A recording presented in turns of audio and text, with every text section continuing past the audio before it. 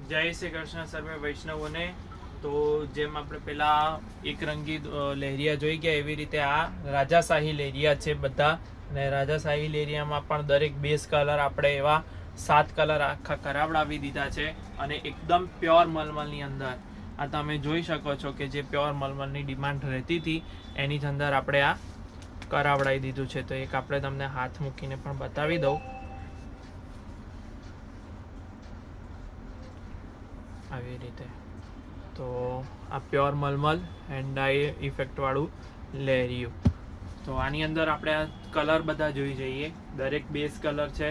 તો આ ગ્રીન કલરની અંદર લીંબુ પીળો કલર, ત્યારબાદ આ ગુલાબી કલર જેવો અને આસમાની કલર, ઉપર લાલ કલર, ત્યારબાદ કેસરી અને આછો લીલો।